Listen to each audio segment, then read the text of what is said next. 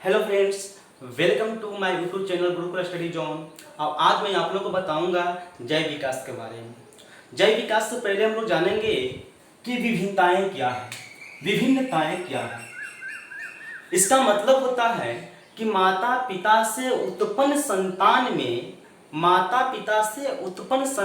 में कुछ असमानता देखने के लिए मिलता है, भिन्न मिलता है, जिसको हम लोग विभिन्नता कहते हैं।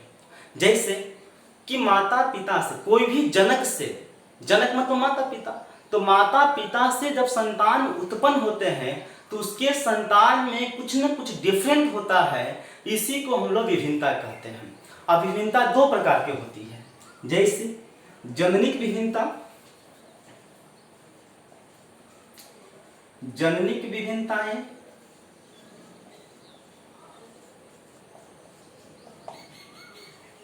और कायिक विभिन्नताएं।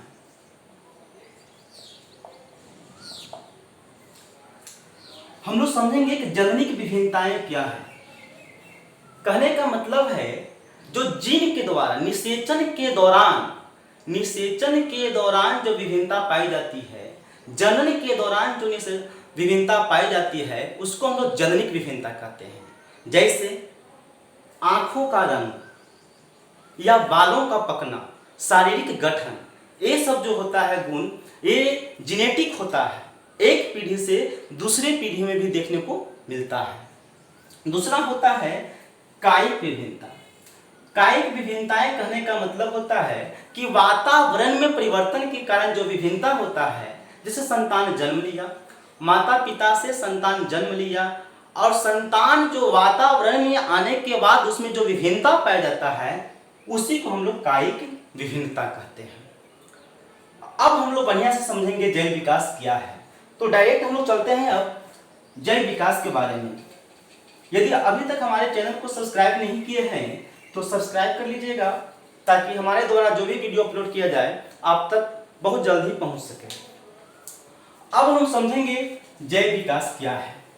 जैव विकास कहने का अर्थ होता है कि पृथ्वी पर जीवों का विकास कैसे हुआ, पृथ्वी पर जीवों का जो है विकास कैसे हुआ है। अर्थात हम यह कह सकते हैं कि आज इतनी बड़ी जनसंख्या है, इतनी बड़ी पृथ्वी पर जीव है, अनेक तरह के जीव हैं, ये जीवों का उत्पत्ति कैसे हुआ। तो माना जाता है कि वर्तमान समय में जटिल प्राणियों का विकास, जटिल अर्थात कहने का मतलब होता है बड़ा। वर्तमान समय में जटिल प्राणियों का विकास प्रारंभ में सरल प्राणियों से वातावरण में क्रमिक परिवर्तन के कारण हुआ है।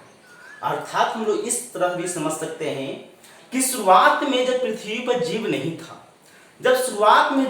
था, तो उस समय भी रासायनिक क्रियाएं होती थी, और रासायनिक क्रियाएं होने की वजह से सूक्ष्म जीव का निर्माण हुआ, सरल जीव का निर्माण हुआ, और वही सरल जीव वातावरण में धीरे धीरे परिवर्तन होते गया, क्रमिक परिवर्तन होते गया, लगातार परिवर्तन होते गया, और वही सरल प्राणियों से जटिल प्राणियों का विकास हुआ, बड़े बड़े जीवों का विकास हुआ। अर्थात हम यह भी कह सकते हैं कि जैव विकास जो है निरंतर परिवर्तन, अनवरत परिवर्तन विकास की गति है। अर्थात जैव विकास जो है धीमी गति से, बहुत धीमी गति से ही परिवर्तन होते रहता है, जिससे अनेक प्रकार के जीव, नए जाति के जीव, नए उपजाति का जीव, दिन पर दिन जो है अलग अलग जीव देखने को मिल रहे हैं। अर्थात हम लोग यह भी कह सकते हैं कि जैव विकास में जो परिवर्तन हो रहा है, प्रारंभ में भी परिवर्तन होता था, अब भी परिवर्तन हो रहा है, और धीरे धीरे और भी परिवर्तन होते जाएंगे। कभी कभी आप लोग सुनते होंगे कि कुछ जीव जो है पृथ्वी से विलुप्त होते जा रहे हैं, खत्म होते जा रहे हैं। इसका क्या कारण है? इसका भी कारण है जैव विकास। कहने का मतलब है कि जैव विकास में अनेक वैज्ञानिकों ने अपना मत दिया, अनेक वैज्ञानिकों ने अपना मत रखा, अपना विचार रखा कि किस प्रकार पृथ्वी पर जीवों का विकास हुआ है। इसमें जैव विकास के सिद्धांत की अगर बात करें तो इसमें मात्र 3 सिद्धांत जो है महत्वपूर्ण होता है। वो जो 3 सिद्धांत है वो क्या है, हम लोग बारी बारी से समझेंगे। सबसे पहले जो सिद्धांत है लैमार्कवाद का सिद्धांत। सबसे पहला जो सिद्धांत है लैमार्कवाद का सिद्धांत। लैमार्कवाद का सिद्धांत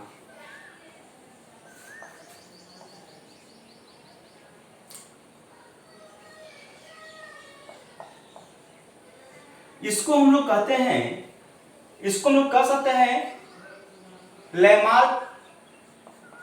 लैमार्कज्म। इसी को हम लोग और भी कह सकते, एक नाम और होता है, इसको कहते हैं उपार्जित लक्षण वंशागत का सिद्धांत। वंशागत का सिद्धांत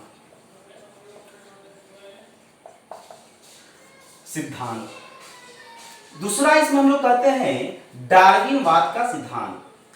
डार्विनवाद का सिद्धांत। डार्विनवाद का सिद्धांत।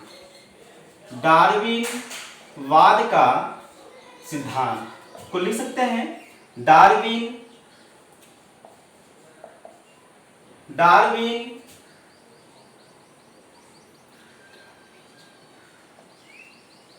वाद का सिद्धांत। इसको हम लोग एक और नाम भी दे सकते हैं प्राकृतिक चयन का सिद्धांत। प्राकृतिक चयन का सिद्धांत। प्राकृतिक चयन का सिद्धांत। चयन का सिद्धांत।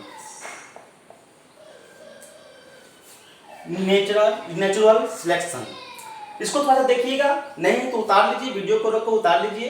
तीसरा फिर हम लिखते हैं।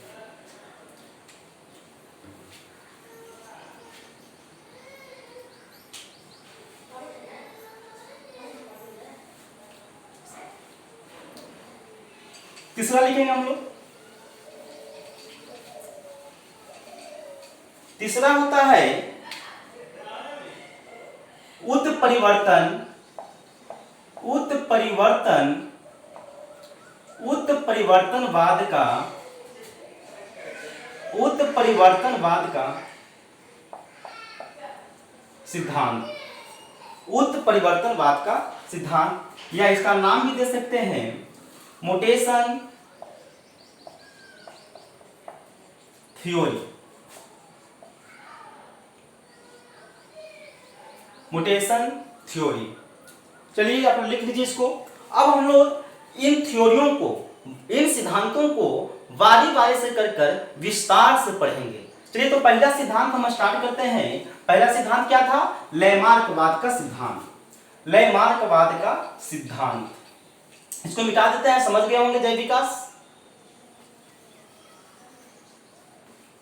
पहला है लैमार्कवाद का सिद्धांत। लैमार्कवाद का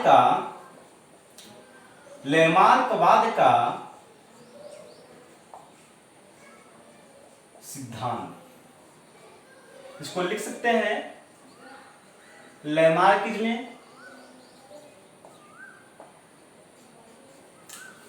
लिख के डैश देंगे, हम लोग समझेंगे पहले इसको। लैमार्कवाद कहने का मतलब है, लैमार्क जो है फ्रांसीसी प्राकृतिक वैज्ञानिक हैं। कहाँ के थे? फ्रांसीसी वैज्ञानिक, बढ़िया समझिएगा। फ्रांसीसी प्राकृतिक वैज्ञानिक थे, प्रकृति वैज्ञानिक थे, प्रकृति वैज्ञानिक थे, प्रकृति वैज्ञानिक थे। इन्होंने लैमार्कवाद जो है 1809 ईस्वी में अपने विचार को जैव विकास के रूप में मत दिया, अपने विचार को प्रकट किया। अब अपना विचार किसी सामने अगर एक व्यक्ति को देगा तो उससे कुछ होगा नहीं। इन्होंने क्या किया, जो भी इनके मन में विचार आया वो जो है अपने विचार को एक पुस्तक में प्रकाशित किया। उस पुस्तक का नाम है, क्या नाम है? Philosophic zoologic. फिलोसफिक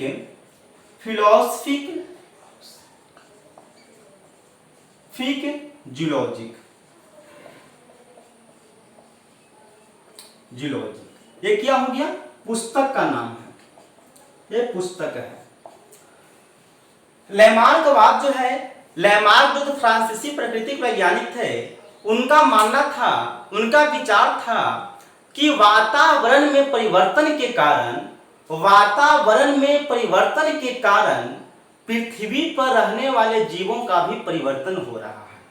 और वातावरण के परिवर्तन होने के कारण जीव जो है परिवर्तित हो रहे हैं, और वही जो जीव में परिवर्तन होता है वो परिवर्तन वंशागत होता है। वो जो परिवर्तन होता है वंशागत होता है। और यही विचार जो है वह अपना पुस्तक फिलोसफिक जियोलॉजिक में 1809 ईस्वी में दिया था। 1809 ईस्वी में दिया था। अर्थात इनका कहने का मतलब है कि वातावरण में, वातावरण के परिवर्तन के कारण जीवों में भी परिवर्तन होता है। अर्थात जब संतान जन्म लेता है तो वातावरण में वह जिस अंग का अधिक उपयोग करता है वही अंग अधिक विकसित हो जाता है, और वही गुण उसके संतान में भी वंशागत होती है, उसके संतान में भी देखने को मिलता है, जिसे हम लोग उपार्जित लक्षण वंशागत का सिद्धांत या लैमार्कवाद का सिद्धांत कहते हैं। अब हम लोग इनके सिद्धांत को विस्तार से पढ़ेंगे और विस्तार से पढ़कर इसको समझेंगे। आप लोग केवल ध्यान दीजिएगा, ध्यान देते रहिए, आपको एक भी प्रश्न नहीं छूटेगा, ये मेरा गारंटी है। अब जो है लैमार्कवाद का जो सिद्धांत है वो हम लोग विस्तार से पढ़ेंगे। आप लोग ध्यान से देखते रहिएगा। इनका पहला जो इन्होंने पॉइंट दिया, इनका नाम था वातावरण का सीधा प्रभाव, direct effect of environment.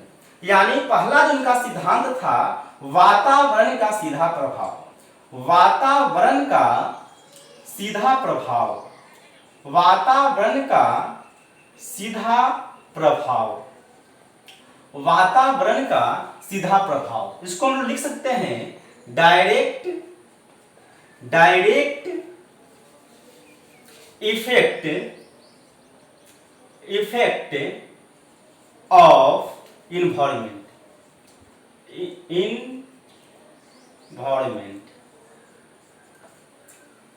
Direct effect of environment. इसको मिस्टेक हो गया। अब हम लोग समझेंगे कि वातावरण का सीधा प्रभाव है क्या। लैमार्क जो है इसका मतलब यह बतलाते हैं कि पृथ्वी पर रहने वाले जीवों पर वातावरण का सीधा प्रभाव देखने को मिलता है। वातावरण का सीधा प्रभाव इस पे पड़ता है, और वातावरण के प्रभाव के कारण ही जीवों में परिवर्तन हो जाता है। दूसरा इनका जो पॉइंट था, अनुकूलन की प्रवृत्ति, अनुकूलन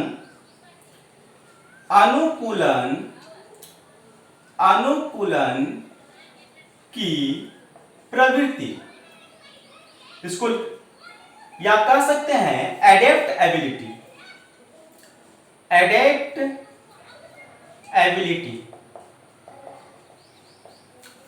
इसका अर्थ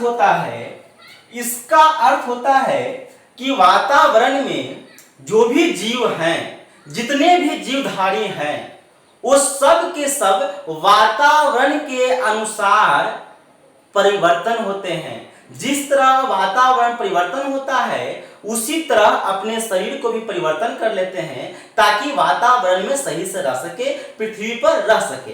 अगर ऐसा परिवर्तन नहीं करेगा तो पृथ्वी पर क्या हो जाएगा, वह नष्ट हो जाएगा। अर्थात कहने का मतलब है कि वातावरण के अनुसार जीव जो है अपने आप में परिवर्तन कर लेता है। इसी को हम लोग अनुकूलन की प्रवृत्ति, एडेप्टेबिलिटी कहते हैं।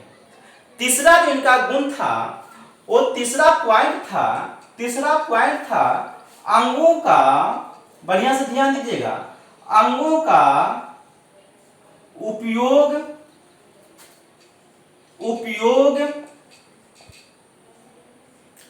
या अनुपयोग,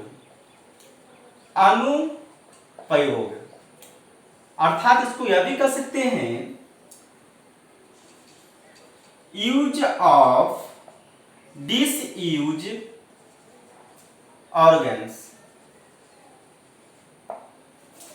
इसका अर्थ होता है कि अंगों का उपयोग, लेमार्क का कहना था कि वातावरण में जीव जिस अंग का अधिक उपयोग करता है, जिस अंग का अधिक उपयोग करता है, वही अंग अधिक विकसित होता है, और जिस अंग को वह उपयोग नहीं करता है, वह अंग जो है विकास नहीं होता है। अर्थात कहने का मतलब है कि लोहार का हाथ जो होता है, लोहा को पीटते पीटते मजबूत हो जाता है। तो यह हाथ जो मजबूत हुआ, यह वातावरण में परिवर्तन हुआ। वातावरण में कैसे परिवर्तन हुआ? क्योंकि वातावरण में क्या किया, वह बहुत अधिक काम किया, लोहा को पीटते रहा, और पीटने से उसका हाथ क्या हो गया, मजबूत हो गया। यानी जो इसका हाथ मजबूत हुआ वो वातावरण में परिवर्तन के कारण हुआ। अर्थात इनका तीसरा टॉपिक जो है, तीसरा पॉइंट जो है, कहता है कि अंगों का उपयोग या अनुपयोग, यानी लेमार्क बात कहते हैं कि जीवधारी वातावरण में जिस अंग का ज्यादा उपयोग करते हैं, वही अंग अधिक विकास होता है, अधिक मजबूत होता है, अधिक प्रभावी होता है। उदाहरण के तौर पर हम लोग देखते हैं कि जब बच्चा जन्म लेता है, तो जन्म लेता है, धीरे धीरे बड़ा होता है, जब भोजन करने योग्य हो जाता है, तो सबसे पहले वो बामा हाथ का उपयोग करता है, या फिर दाहिना हाथ, कोई तो बच्चा बामा हाथ का उपयोग करता है। तो बामा हाथ का जो उपयोग करता है, बायां हाथ का जो उपयोग करता है, अगर उस बच्चा को दायां हाथ का लत नहीं लगाया जाए, दायां हाथ का उपयोग करने के लिए नहीं बताया जाए, तो बायां हाथ ही विकास हो जाता है, क्योंकि वह बायां हाथ का अधिक उपयोग करता है। तो बायां हाथ का अधिक उपयोग करने से उसका बायां हाथ दायां हाथ वाला बल चल जाता है, और दाहिना हाथ में बायां हाथ का बल चलाता है।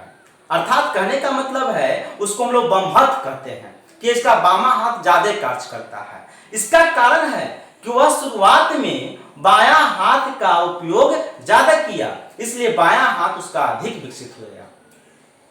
अर्थात वातावरण में जिस अंग को जीव अधिक प्रयोग करता है, अधिक उपयोग करता है, वही अंग अधिक विकसित होता है, और यही गुण फिर उसके संतान में चला जाता है, जिसे हम लोग वंशागत कहते हैं, जिसको हम लोग क्या कहते हैं, वंशागत कहते हैं। तीसरा जो इनका नियम है, तीसरा जो पॉइंट इनका है, वो है उपार्जित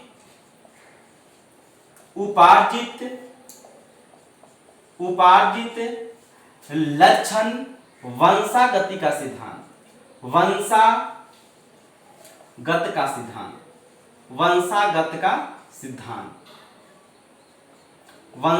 का सिद्धांत। इसको हम लोग कह सकते हैं इनहेरिटेंस ऑफ एक्वायर्ड कैरेक्टर। उपार्जित लक्षण और वंशागत का सिद्धांत का अर्थ होता है, बिल्कुल साधारण होता है।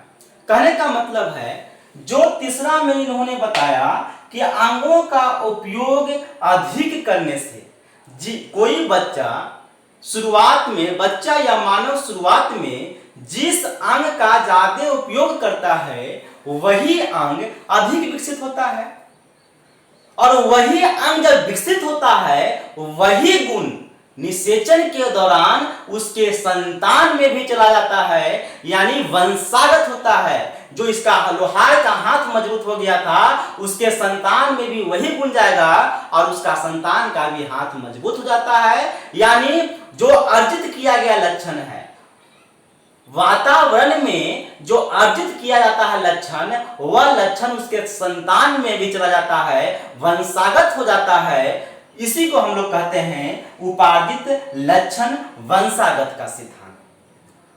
हम लोग फिर से समझेंगे। कहने का मतलब हुआ कि उपार्जित लक्षण का मतलब होता है उपार्जित करना, अर्जन करना। वायुमंडल में, वातावरण में मनुष्य जो है अंगों का उपयोग करके लक्षण क्या करते हैं, अर्जित करते हैं, और उसमें अपने आप परिवर्तन हो जाता है, और वही परिवर्तन जो होता है उसके संतान में भी देखने को मिलता है, जिसको उपार्जित का लक्षण कहते हैं। उपार्जित का लक्षण वंशागत का सिद्धांत। वंशागत इसलिए कहते हैं क्योंकि यह उसके संतान में भी जाता है, वंशागत होता है। यही है लैमार्कवाद का सिद्धांत। अर्थात फिर से हम लोग इसका संक्षिप्त रूप में समझेंगे कि लैमार्कवाद का सिद्धांत है क्या। लैमार्कवाद का कहने का मतलब है कि वातावरण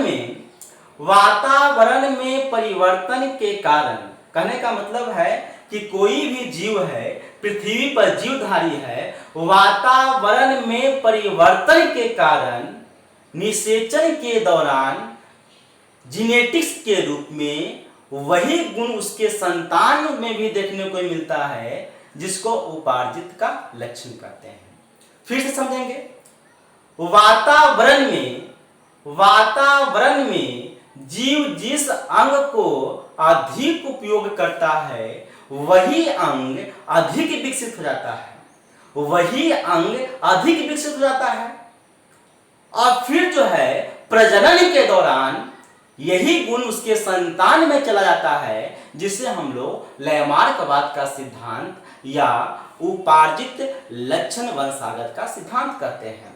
उपार्जित लक्षण वंशागत है क्योंकि यह जो लक्षण है प्रजनन के दौरान उसके संतान में भी जाता है। अर्थात फिर से हम लोग समझेंगे, लिखना चाहें तो लिख सकते हैं कि लैमार्कवाद का सिद्धांत क्या है।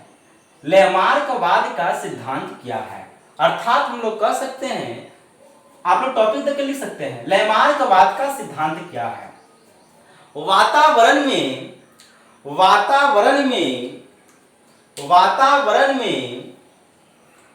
जीव जिस अंग का उपयोग अधिक करता है वही अंग अधिक विकसित हो जाता है, और जिस अंग का उपयोग नहीं करता है वह अंग विकसित नहीं होता है, वह अंग विकसित कम होता है, और यह गुण उसके संतान में प्रजनन के दौरान चला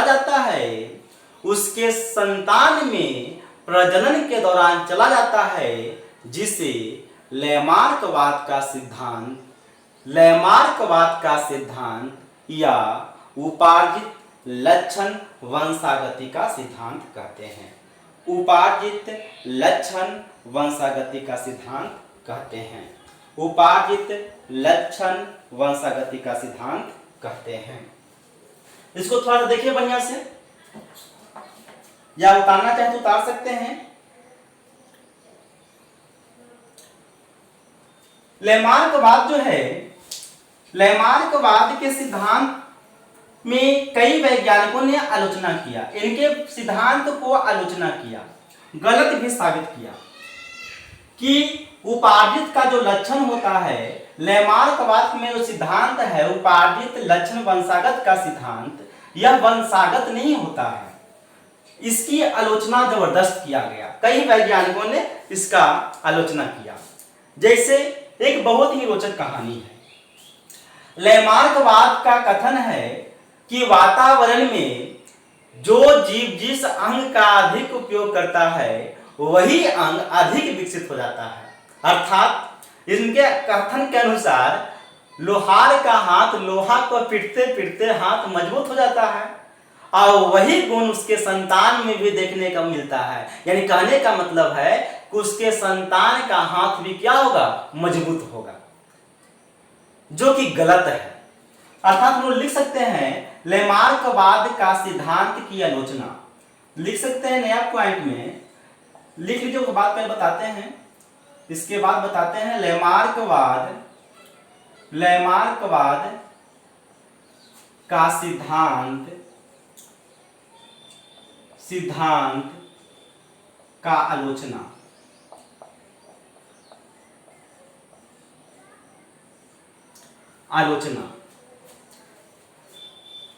लैमार्कवाद के सिद्धांत का आलोचना। लैमार्कवाद के कहने के अनुसार है कि लोहार का हाथ जो मजबूत हो जाता है उसके संतान का भी हाथ मजबूत होगा, जबकि ऐसा देखने को नहीं मिलता है, यह गलत है। उसके संतान का हाथ बिल्कुल वैसा ही कोमल होता है जैसे कि अन्य बच्चा की होती है। सभी बच्चा की तरह भी लोहार के बच्चा का भी हाथ जो होता है नाजुक होता है। यहाँ पर यह आलोचना होती है, यह जो है वंशागत का जो सिद्धांत बोलते हैं कि वातावरण में जो परिवर्तन होने के कारण उसका गुण उसके संतान में जाता है, वह गलत है। अर्थात यह कहने का मतलब है कि कोई व्यक्ति जो है यदि इंजीनियर है तो उसका संतान इंजीनियर बनेगा, कोई व्यक्ति क्रिकेटर है उसका संतान क्रिकेटर बनेगा, ऐसा नहीं होता है। दूसरा, एक जर्मन वैज्ञानिक थे, जर्मन एक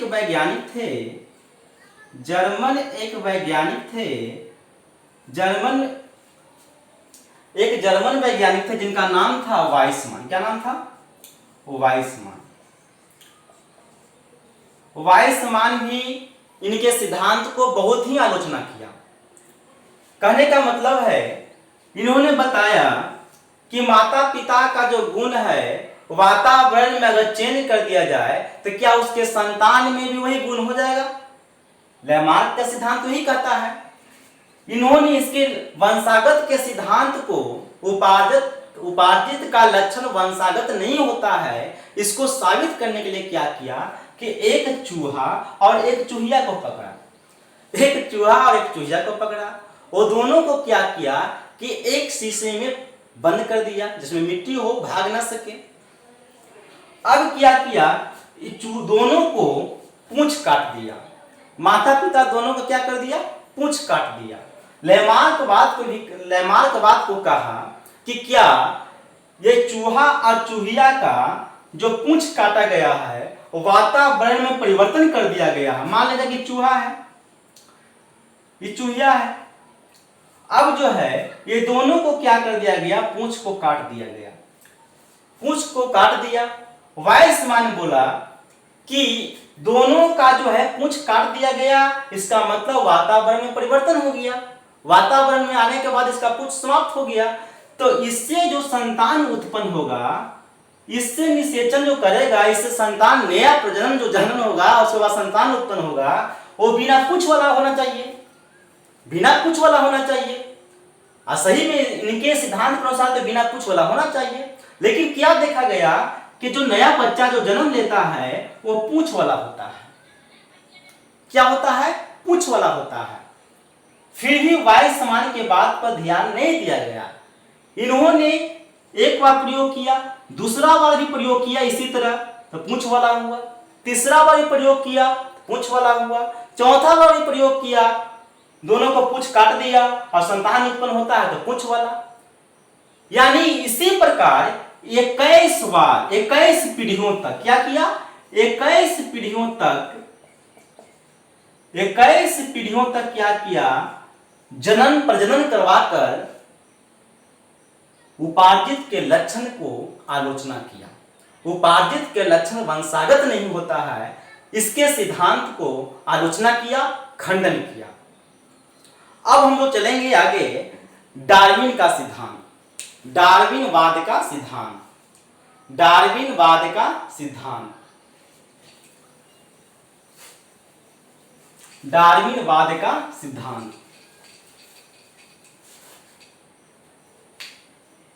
दूसरा है डार्विनवाद का सिद्धांत। डार्विनवाद का सिद्धांत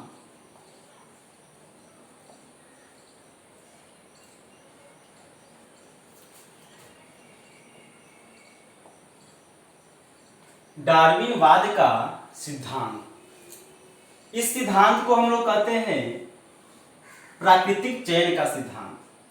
प्राकृतिक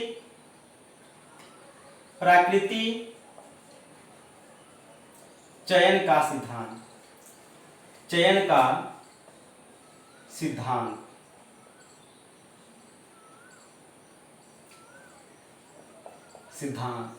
अर्थात कह सकते हैं इसको नेचुरल सिलेक्शन।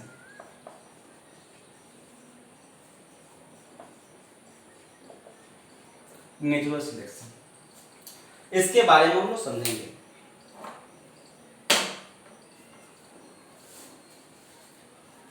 प्रकृतिवादी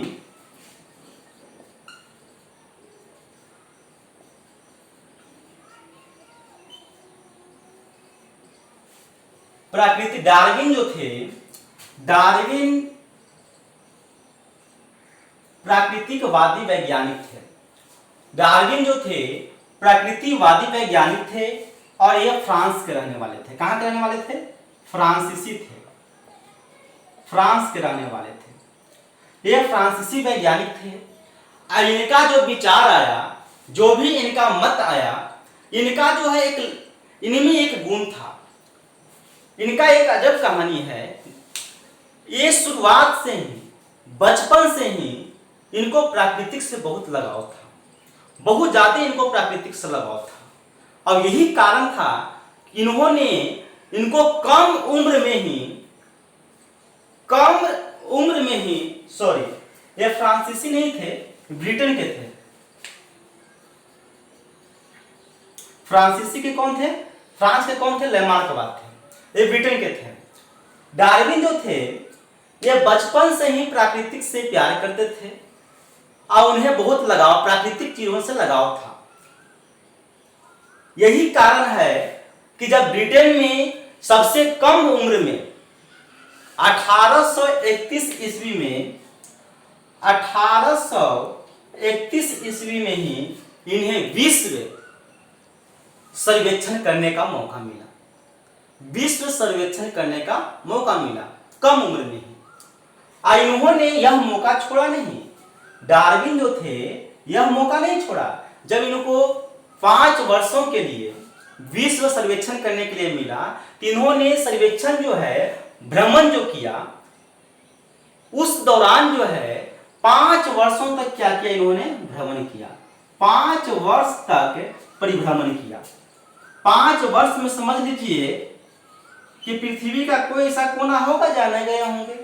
इन्होंने देश तथा द्वीपों पर भी परिभ्रमण किया और अपने भ्रमण के दौरान जीवों को क्या किया? देखते गए, जीवों के बारे में सोचते गए। प्रत्येक तरह के जहां भी गए, अनेक देशों में इन्हें अनेक प्रकार के जीव देखने को मिला। और जब जीव को देखे तो इन्होंने क्या किया? उसी पे अध्ययन करना स्टार्ट कर दिया। और लगभग 5 वर्ष के अध्ययन के बाद, यानी 20 वर्ष बाद, 5 वर्ष तो परिभ्रमण किए और इसके 20 वर्ष बाद जो है जैव विकास के बारे में अपना विचार प्रस्तुत किया। जैव विकास के बारे में अपना विचार रखा। इनका विचार यह था कि प्राकृतिक में वातावरण में वही जीव जिंदा रहता है जो योग्य होता है, शक्तिशाली होता है, अनुकूलन करने की क्षमता होता है, और बाकी जीवें जो होती है वो नष्ट हो जाती है, प्राकृतिक उसे मार देती है। इसे ही हम लोग डार्विनवाद का सिद्धांत या प्राकृतिक चयन का सिद्धांत कहते हैं। इसका मतलब होता है कि प्राकृतिक चयन करता है कि कौन कौन से जीव पृथ्वी पर रहेगी, क्योंकि पृथ्वी पर वातावरण का परिवर्तन होते रहता है। समय समय पर वातावरण का परिवर्तन होते रहता है और वातावरण का जब परिवर्तन होते रहता है तो वैसे जीव ही पृथ्वी पर रह पाते हैं, वातावरण में रह पाते हैं जो वातावरण के अनुसार बदलने की क्षमता रखते हैं। वातावरण में जिस तरह की मौसम होती है उसको सहने की क्षमता रखते हैं, और जो ऐसा नहीं करते हैं वो जीव जन्म लेते ही मर जाते हैं।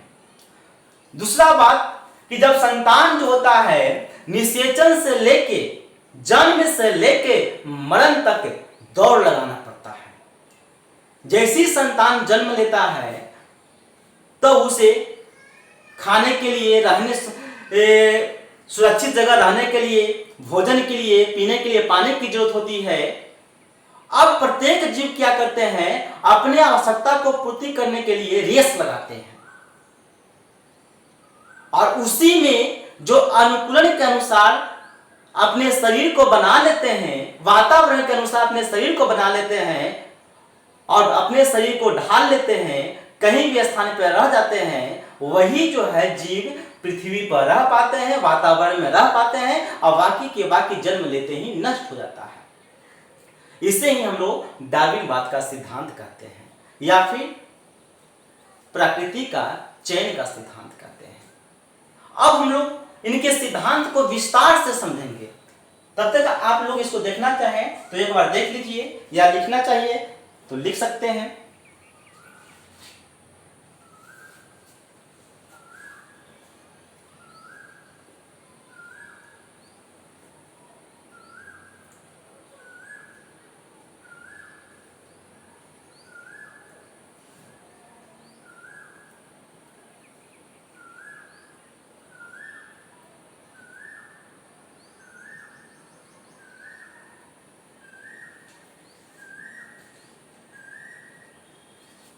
ठीक है, अब मिटा सकते हैं इसको हम।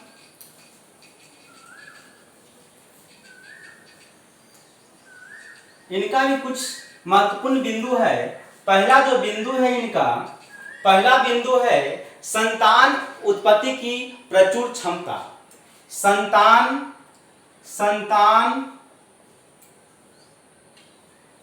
उत्पत्ति की प्रचुर क्षमता।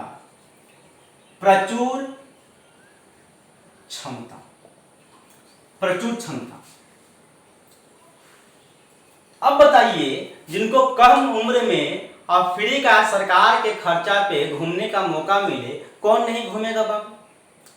अब जो है डार्विन जो है इसका उपयोग करते हुए वो जिस जहाज पे भ्रमण किए थे, 5 वर्षों तक घूमते रहे, उस जहाज का जानते हैं क्या नाम है? वीगल नाम था। उस जहाज का क्या नाम था? वीगल। ये भी याद रखिएगा, पूछता है कभी कभी। जिस जहाज पे, इंक ले लेता हूं थोड़ा, जिस जहाज पे वो भ्रमण किए थे, उस जहाज का नाम था वीगल। उस जहाज का क्या नाम था? वीगल नाम था। डार्विनवाद का सिद्धांत पहला कहता है, इसका पॉइंट, संतान उत्पत्ति की प्रचुर क्षमता होती है। कहने इसका मतलब होता है कि संतान में, जीवों में अधिक मात्रा में, अधिक से अधिक संतान उत्पन्न करने की क्षमता होती है। अधिक, एक जीव जो है कई करोड़ तक अपनी संतान की उत्पत्ति करते हैं। जैसे एक समुद्री सीप के ले लें, समुद्री सीप के बारे में बता रहे हैं कि लगभग जो है एक वर्ष में 6 करोड़, एक वर्ष में जो है 6 करोड़ जो है अंडा देता है। कितना? 6 करोड़ अंडा देता है। अब बताओ, 6 करोड़ अंडा देता। इसी प्रकार बहुत सारे जीव हैं जो एक वर्ष में बहुत सारे जीवों का संतान उत्पन्न कर सकता है। एक वर्ष में कई सारे जीवों का उत्पत्ति कर सकता है। अर्थात डार्विन के अनुसार जो है, इनका कहना यह है कि जब इतने संतान की उत्पत्ति जीवधारी करते हैं तो एक दिन ऐसा होगा, अब आज तक तो इतना होना चाहिए था कि पृथ्वी पर एक भी जगह नहीं होना चाहिए था, सभी पृथ्वी पर जीव रहता, लेकिन फिर भी उतना जनसंख्या पृथ्वी पर देखने को नहीं मिलता है। इसका कारण क्या है? तो डार्विन ने क्या बताया कि अगर ऐसा नहीं होता, अगर पृथ्वी पर जितना जीव जन्म ले और सब का सब जीवन यापन करने लगे तो पृथ्वी पर 1 इंच भी जगह नहीं मिलता। तो इनका कहने का मतलब है संतान उत्पत्ति की प्रचुर क्षमता, यानी जीवों में संतान उत्पन्न करने की अधिक क्षमता होती है। एक बार में कई जनसंख्या उत्पन्न कर सकते हैं, कई संतान उत्पन्न कर सकते हैं, लेकिन जीवित वही संतान रहता है, वही बच्चा रहता है, वही जीव रहता है जो प्रकृति के अनुसार बदलता है, उसके अनुकूल रहता है। अब नहीं तो बाकी के बाकी सब के सब जीव जो होते हैं मर जाते हैं, सारे के सारे जीव मर जाते हैं। इसी को हम लोग कहते हैं संतान उत्पत्ति की प्रचुर क्षमता। दूसरा इनका जो पॉइंट है, दूसरा जो इनका पॉइंट है वो है जीवन संघर्ष। जीवन संघर्ष, जीवन संघर्ष। इसका अर्थ होता है कि जब जन्म लेता है पृथ्वी पर, संतान जन्म लेता है, तो जन्म लेते ही बहुत सारे संघर्ष करना पड़ता है। किस लिए संघर्ष करना पड़ता है भाई? जैसे इसको जरूरत होगा भोजन का, इसको जरूरत होगा पानी को, इसका जरूरत होगा प्रकाश, इसका जरूरत रहेगा सुरक्षित स्थान। अब जैसे ही जन्म लेता है वह अपने आवश्यकताओं को पूर्ति करने के लिए क्या करते हैं? चलना प्रारंभ करते हैं। लेकिन जो पृथ्वी, जो वातावरण के अनुसार अपने शरीर को ढाल लेते हैं वही जीव जिंदा रहते हैं, और नहीं तो बाकी के बाकी मर जाते हैं। इसे हम लोग जीवन संघर्ष करते हैं, यानी संतान जन्म लेने के बाद संघर्ष करना स्टार्ट कर देता है। यानी कथन इनके कहने के अनुसार है कि वही जीव पृथ्वी पर जिंदा रहता है जो शक्तिशाली है, प्रकृति के अनुसार रहता है, वातावरण के अनुसार परिवर्तन करने की क्षमता होती है। तीसरा इनका पॉइंट है, तीसरा जो इनका बिंदु है वो है योग्यतम की उत्तरजीवी।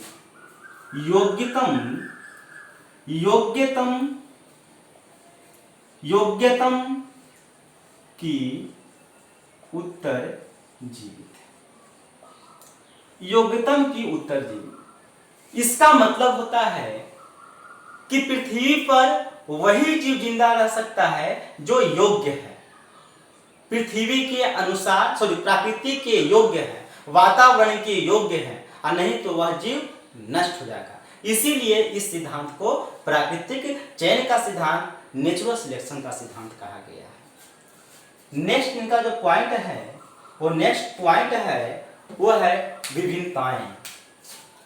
विभिन्नताएं, विभिन्नताएं। इसका अर्थ होता है कि एक ही माता पिता का संतान जो होता है, एक ही माता पिता से उत्पन्न संतान में असमानता देखने को मिलता है। इसे ही हम लोग विभिन्नता कहते हैं।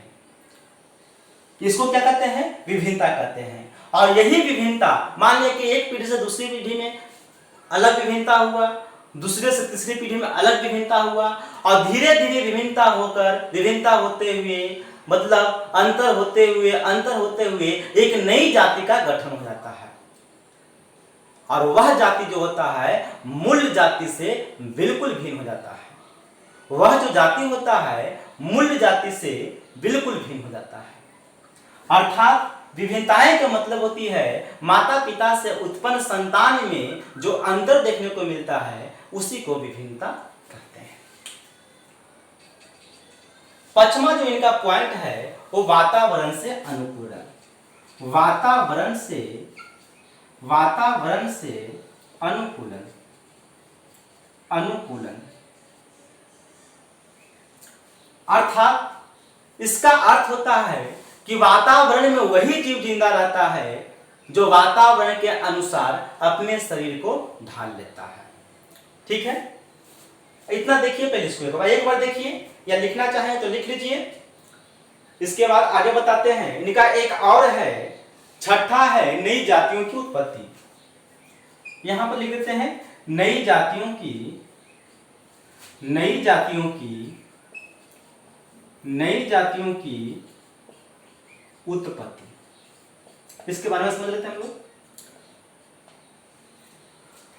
नई जातियों की उत्पत्ति का मतलब होता है कि संसार में जब माता पिता से उत्पन्न संतान, जनकों से उत्पन्न संतान में जो अंतर होता है वह धीरे धीरे इतना अंतर हो जाता है को अपने जाति से एक अलग जाति का ही निर्माण कर लेता है। यानी जो संतान से जन्म ली, जो जनक से जन्म हुआ उसको मूल जनक कहते हैं। क्या कहते हैं? मूल जनक, मूल जनक। थोड़ा सा इसको दिक्कत हो रहा है, आप इसको उतारिए एक बार, देखिए, उसके बाद बताते हैं।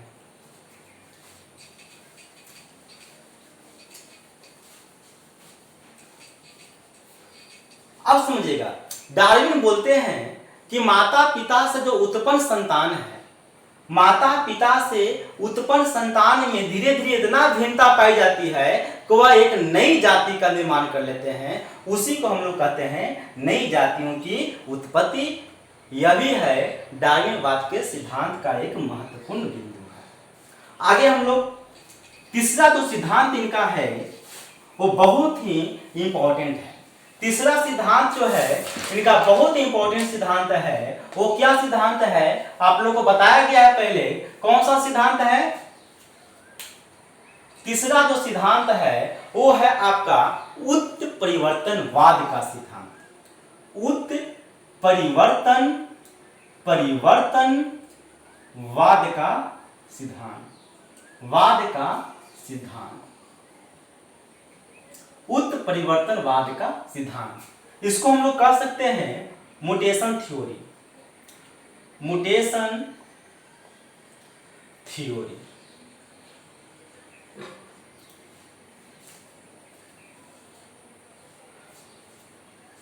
उत्परिवर्तनवाद का सिद्धांत, इस सिद्धांत का प्रतिपादन जो है हॉलैंड के वनस्पति वैज्ञानिक, कहां के थे?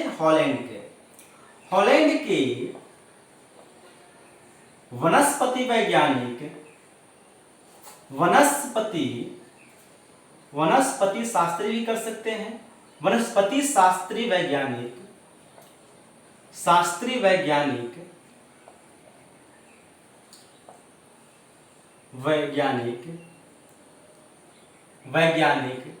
जिनका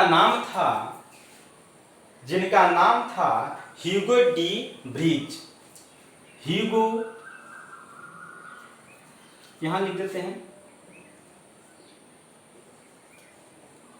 ह्यूगो डी ब्रीच। हॉलैंड के थे, वनस्पति शास्त्री थे। वो दोनों क्या थे? प्राकृतिक वैज्ञानिक थे। ये वनस्पति शास्त्री वैज्ञानिक थे। ह्यूगो डी थे, कहां के रहने वाले थे? तो हॉलैंड के रहने वाले थे। कब किए थे? 1901 ईस्वी में। इनका जो कहना है कि जीवों के लक्षणों में आकस्मिक रूप से होने वाले परिवर्तन,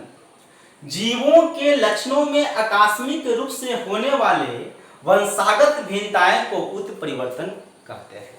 इसका मतलब होता है कि जीवों में अचानक जो विभिन्नता हो जाती है। कैसी विभिन्नता? वंशागत विभिन्नता, उसके संतान में विभिन्नता, उसी को हम लोग कहते हैं उत्परिवर्तनवाद का सिद्धांत। इन्होंने क्या किया था? इवनिंग संध्या प्रिमरोज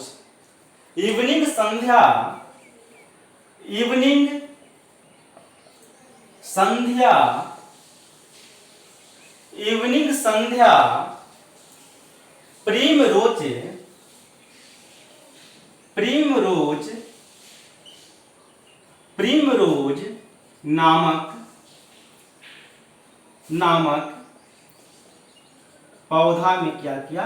प्रयोग किया। ह्यूगो डी ब्रीच का कहना है 1901 है। ह्यूगो डी ब्रीच का कहना है कि जीवों में अचानक, जीवों के शरीर में, जीवों के संतान में अचानक जो होता है ऐसा परिवर्तन हो जाता है कि वह अपने जाति से बिल्कुल अलग जाति का निर्माण कर लेते हैं। एक पीढ़ी से दूसरी पीढ़ी में ही एक अलग जाति का निर्माण कर लेते हैं। ऐसा होता है कि वह अपने जाति से बिल्कुल भिन्न होता है। इसी को हम लोग उत्परिवर्तनवाद का सिद्धांत कहते हैं। और उत्परिवर्तनवाद के सिद्धांत के अनुसार ही एक जाति से नई जाति का विकास होता है। आज पृथ्वी पर जितने भी हम लोग नए नए तरह के जीव देख रहे हैं, अलग तरह के जीव देख रहे हैं, वायरस जीवाणु देख रहे हैं, वो उत्परिवर्तनवाद का ही मतलब है, उत्परिवर्तनवाद के सिद्धांत के अनुसार ही कार्य करता है। उत्परिवर्तनवाद के सिद्धांत का ही देन है। ह्यूगो डी ब्रीच है, इन्होंने अपना प्रयोग जो है इवनिंग संध्या प्रिमरोज नामक पौधा में किया था। ये क्या किए कि इस पे ऐसा प्रयोग किए, कई तरह के प्रयोग किए। आप प्रत्येक प्रयोग में बताया गया कि जो एक तरह की जो पौधा है, ये एक अपने संतान को जो उत्पन्न करता है वो बिल्कुल नई जाति का होता है, मूल जाति से इसका कोई मतलब नहीं होता है। यही है उत्परिवर्तनवाद का सिद्धांत। अब आगे जो है हम लोग पढ़ेंगे उद्भवन जाति।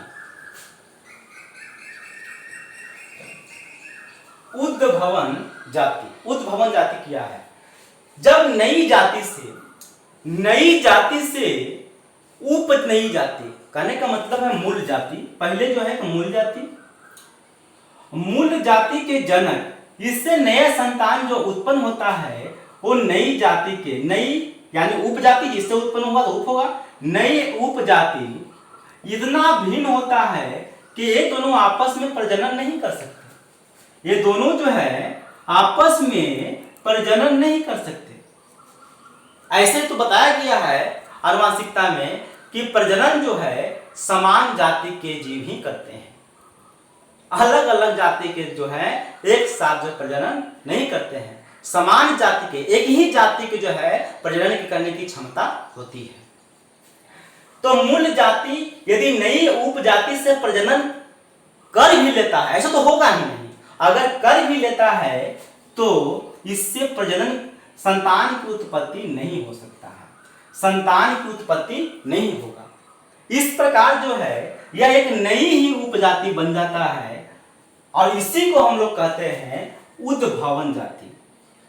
उद्भवन जाति यानी मूल जाति से नई उपजाति में प्रजनन करने की क्षमता नहीं होती है, अगर होगा भी तो संतान उत्पन्न नहीं होता है, वो बिल्कुल नई उपजाति की तरह होती है, जिसे हम लोग उद्भवन जाति कहते हैं।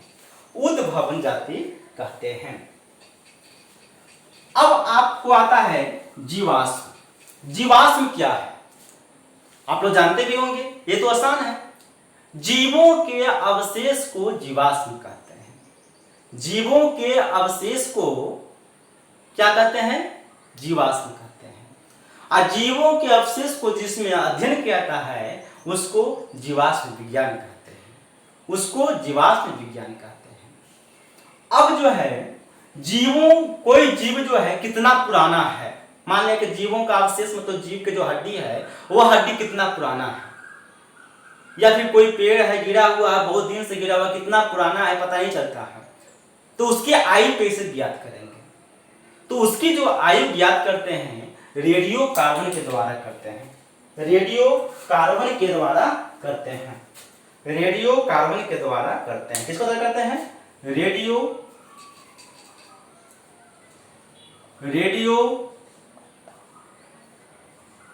कार्बन काल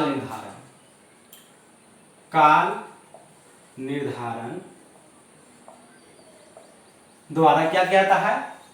किसी भी जीव की आयु ज्ञात की जाती है, या समस्थानिक अनुपात, ये भी लिख सकते हैं। अध्ययन जो किया जाता है उसको क्या कहते हैं? समस्थानिक अनुपात। समस्थानिक अनुपात। चलिए अब खत्म हुआ, जय विकास आपका खत्म हो गया।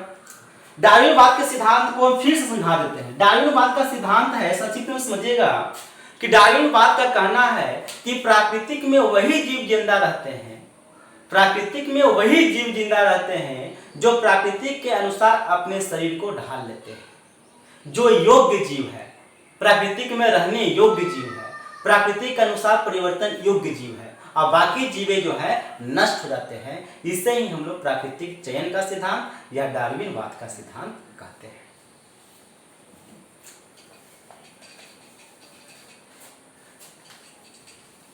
उत्परिवर्तनवाद भी हो गया। अब आज आनुवांशिकता तथा जैव विकास खत्म ही हो जाएगा।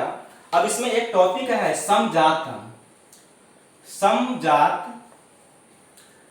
अंग, और दूसरा होता है असमजात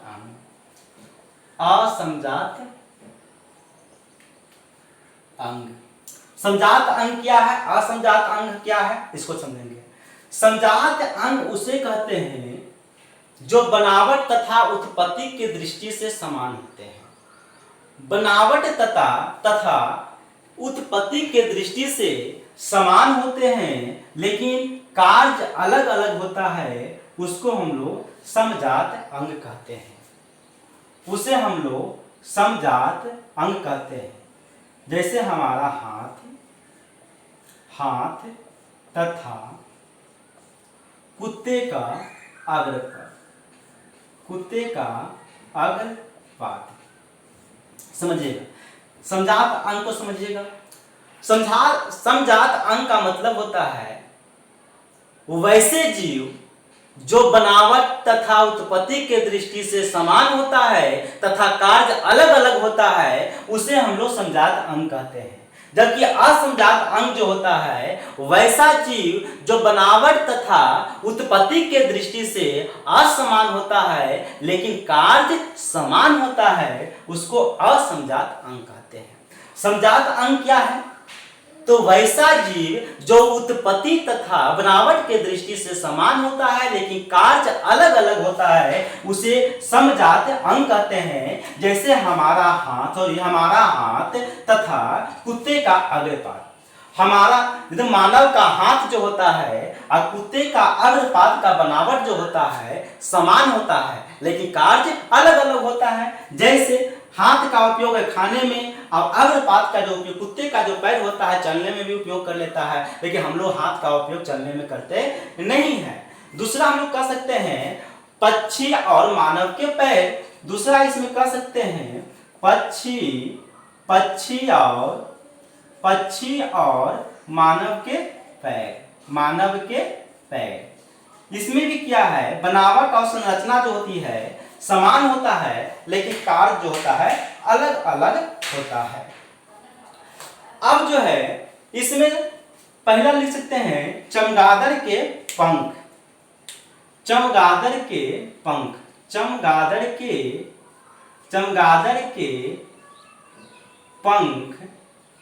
तथा पक्षी के पंख।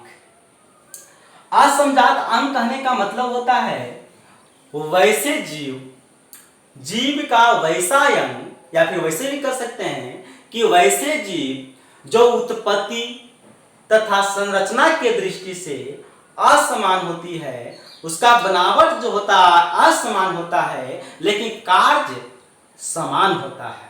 बनावट असमान, अलग अलग चीज से बनाया गया, अलग उसका जो है बनाया हुआ जो चीज है वो अलग जैसा है, उसका बनावट ही बिल्कुल अलग है, लेकिन समान कार्य रहने के कारण इसको असमजात अंग कहते हैं।